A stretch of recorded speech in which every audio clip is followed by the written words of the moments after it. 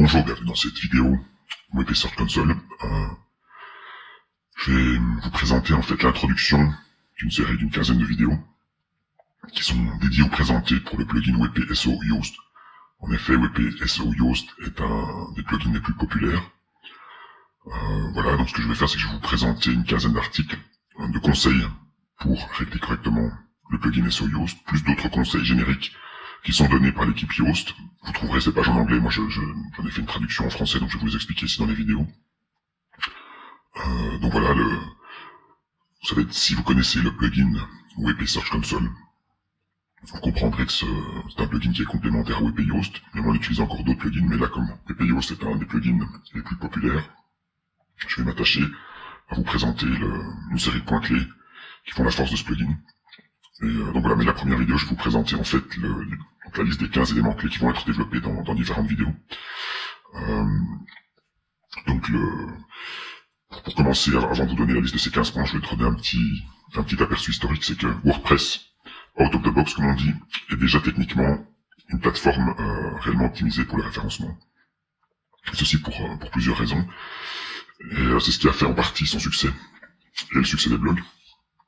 Donc le plugin Yoast est sorti, je pense, en 2008. Et à l'époque, ce qui a fait en grande partie le succès des blogs dans le monde du référencement, c'est qu'il y avait une première plateforme qui s'appelait Movable Type, qui était créée en Perl, qui est un des fondateurs du mouvement du blogging. En tout cas, ils ont apporté pas mal d'améliorations sur les techniques de blogging. J'en citerai deux, il y avait les trackbacks et le ping. Et donc, cette innovation du ping a été intégrée dans WordPress assez rapidement, on fait les trackbacks aussi. Et en 2008, il faut savoir que les moteurs de recherche étaient beaucoup moins performants que ce qu'ils sont maintenant. L'idée géniale du ping, c'était de pouvoir prévenir un moteur qu'on avait un contenu frais qui était publié et qui pouvait venir l'indexer. Ce que ne faisait pas la majorité des CMS et des applications CMS maison de l'époque. Et pour vous dire à quel point même Google n'était pas pertinent sur ses contenus frais, il y a toute une industrie d'agrégateurs RSS et de moteurs de recherche dédiés au blog qui s'est développée. Donc je citerai Technorati pour l'annuaire de blog et le moteur de recherche de blog le plus populaire. À l'époque, c'était plus simple de chercher des contenus sur ces outils-là pour avoir des contenus frais que de les chercher sur Google. Puis Google a sorti un moteur de recherche dédié au blog après. Et donc voilà, mais si vous cherchez sur SEO décollage immédiat, il y a une liste de services à pinguer qui est toujours d'actualité. En tout cas, une grosse partie de ces services-là. Et c'est un des intérêts, vous pouvez ajouter cette liste de services dans la bonne configuration de WordPress. Et chaque fois que vous publierez un contenu, ces moteurs seront prévenus et viendront indexer votre contenu. Donc voilà, c'est un des facteurs qui fait que WordPress, out of the box, était déjà donc techniquement une plateforme idéale pour le référencement. Donc ça c'est déjà depuis longtemps, ça continue même si maintenant la réalité a changé, si Google indexe les contenus presque en temps réel, ou en tout cas il est capable de passer tous les jours sur votre site pour détecter les nouveaux contenus. Il y a d'autres éléments qui font encore que WordPress reste une plateforme de blogging, une plateforme CMS, puisqu'on peut gérer des sites corporés, des sites e-commerce, etc. avec WordPress, idéal pour le référencement. Donc pour revenir sur Yoast, qui a été créé par un Hollandais qui s'appelle Joost de Valk, Yoast avec J-O-O-S-T, et il a américanisé son nom en Yoast, donc le nom du plugin. Donc maintenant c'est une société qui doit occuper une trentaine de personnes, il y a toute une variété de plugins gratuits, payants, il y a des thèmes, aussi des thèmes commerciaux, donc il y a un service d'audit, il y a tout un accompagnement, un support qui sont proposés aux clients. Et donc ce plugin Yoast a été créé en 2008. Donc ça c'est pour la petite histoire. Et donc il y a deux parties principales. Il y a une première partie qu'on affecte à la configuration de son thème. Même si vous changez de nouveau thème, il y a un réglage à faire dans Yoast. À peu près 90%, 95% des thèmes WordPress ont des lacunes pour le référencement. Malheureusement, les développeurs de thèmes et les designers et les développeurs ont de grosses lacunes sur le fonctionnement des moteurs de recherche et donc sur la façon dont certaines implémentations de code de templates sont faites. C'est une chose. Et donc, des plugins comme Yoast viennent régler toute une série de ces problèmes-là. Ce qu'on verra ici dans la quinzaine des points. Donc il y a une partie, comme j'expliquais, de réglage en amont du thème, et vous avez une deuxième partie qui va être un accompagnement quotidien. Alors là, je vais faire une minute de promo, mais le plugin WP Search Console que nous avons créé vient pallier toute une série de faiblesses de SEO Yoast. Il y a différentes vidéos qui l'expliquent. Je ne vais pas la présenter dans cette série-ci, puisqu'ici c'est vraiment vous montrer les 15 points clés que Yoast met en avant pour optimiser votre site. Donc voilà, donc si je descends ici, donc je vais vous montrer les 15 points. Donc il y a un premier point qui va être présenté sur le SEO de base avec le plugin WordPress Yoast. Le deuxième point, ça va être optimiser vos titres pour le référencement. Optimisation des descriptions. Donc, les descriptions sont utilisées dans les résultats de recherche en dessous du titre de l'élément qui est cliquable. Il y a l'optimisation des images en troisième point. En cinquième, on a les sitemaps XML. Il y a plusieurs façons de les faire, mais Yoast a choisi de les implémenter en XML. Et il le fait bien. Les sitemaps, c'est l'inventaire de tous les contenus qui sont disponibles sur votre site. Souvent, de par la structure des sites, une grande partie des contenus ne sont pas facilement ou rapidement accessibles. Et donc, l'intérêt d'un sitemap, c'est de pouvoir lister tous ces contenus. Il y a l'optimisation des templates, avec quelques conseils de l'équipe Yoast. Un petit mot sur la vitesse de chargement de vos pages. Et la vitesse d'envoi de votre serveur vers le navigateur de votre client.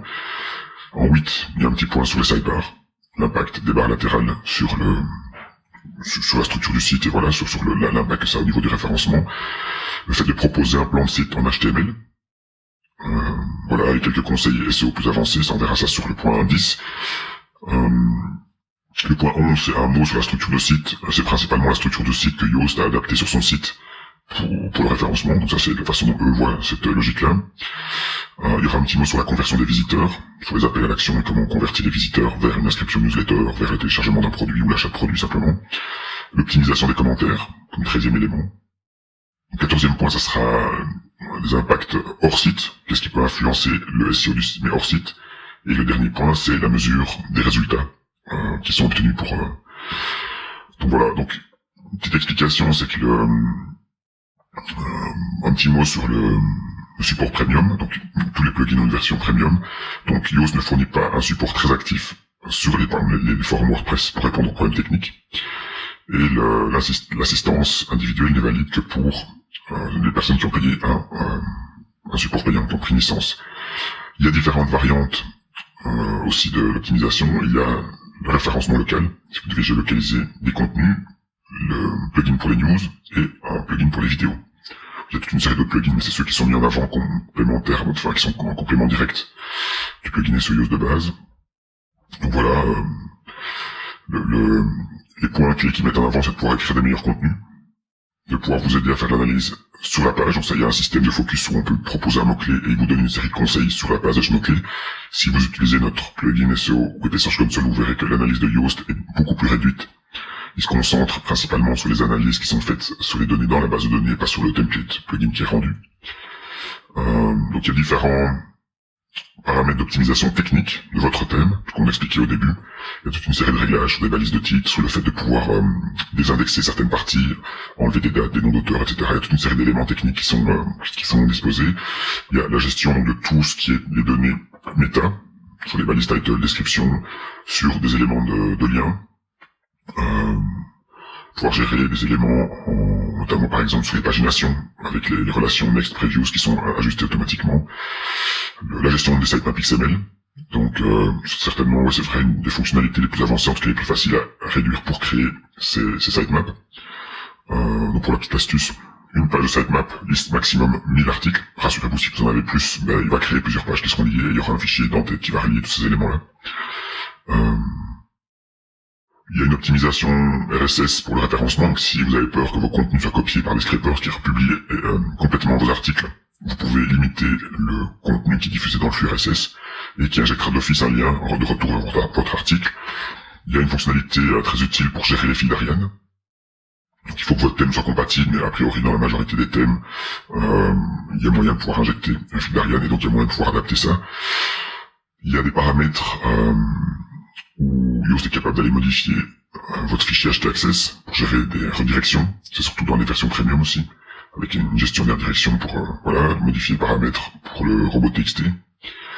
Il y a l'intégration de vos profils de réseaux sociaux, le fait que ce soit compatible multisite.